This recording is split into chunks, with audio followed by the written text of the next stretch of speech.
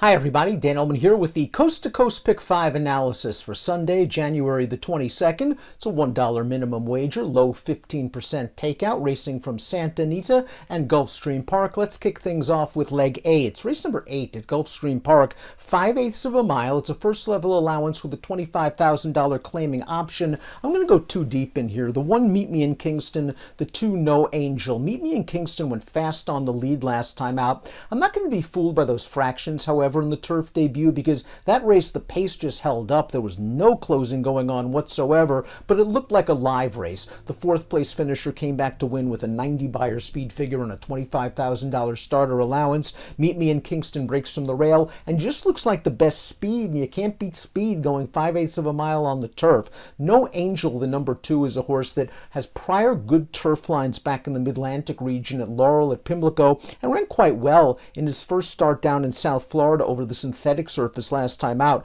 popping a 90 buyer speed figure. He's got some tactical speed as well. Maybe he wants to go a little bit longer than 5/8 of a mile, but he seems like a nice fit at this class level. Meet Me in Kingston, 5-2 with the Rad Ortiz. No Angel at 3-1 with Amaziel Jaramillo in the first leg of the Coast to Coast Pick 5. Leg B is race number 9 at Gulfstream Park. High level optional claimer, $62,500 the claiming price. We're going 3/4 of a mile for fillies and mares. I want to go too deep in here. The 2 Sweetest Pies coming off a long layoff, but Todd Pletcher excels off layoffs, especially at Gulfstream Park. And this filly was in real tough in her most recent start at Churchill Downs. The winner of that race, Wicked Halo, came back to win 3 in a row after that, and then ran 3rd in the Breeders' Cup Filly and Mare Sprint. She's one of the top distaff sprinters in the country. Sweetest Pie's sprint races are good. She just might need a little bit of pace help up front. The 6 Bluefield does have good tactical speed, and she likes to win races. She's won 6 in her career, and last time out she just caught one that was better than her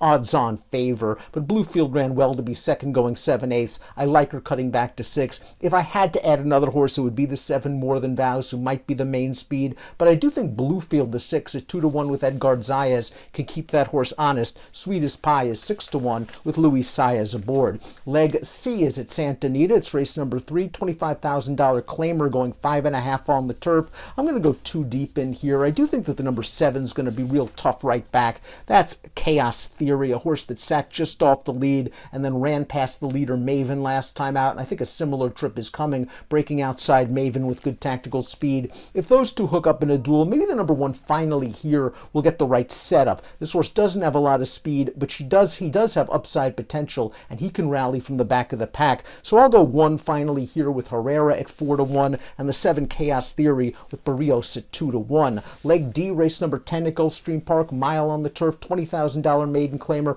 This is a wide open race. You could add several other horses to my ticket. I'm looking for some prices, some horses dropping down in class. The 2 Good Soldier, 2-1 with Edgar Zayas, finished a good 3rd last time out, and a maiden optional claimer on the synthetic. The 3 Order of Magnitude was sold at Keeneland November for $27,000, now makes first start for New Connections, hasn't been on turf since way back at Aqueduct in 2021. I think this horse ran okay last time out on the dirt. Macon Banks making a turf debut. He's by Empire Maker. Distance won't be a problem, and she's shown some speed. And I also think the number 7 in this race has an outside chance as well. That's Shot Tin. Blinkers off, Joel Rosario on, and faced a good horse last time out. The runner-up came back to earn a 72 buyer speed figure when winning a $40,000 maiden optional. So I'll go 2, 3, 4, and 7 in that mile turf maiden claimer. And then we'll conclude things with leg E, race number 5 at Santa Anita, mile on the turf, $25,000 seller. I'm going with a speed, the 1 Southern King at 2-1 with Barrios, and a stalker, the 2 Overdue, 5-2 with Rispoli. Southern King last time out beat a horse that came back to win with an 86 buyer speed figure. He did it on the lead. He's going to make the lead again. And Overdue, in his most recent start at Del Mar, beat 2 next out winners, one that came back to win with a 90 buyer and an $80,000 optional claimer. It looks like he's found the right level. Fun coast-to-coast sequence on Sunday. Best of luck.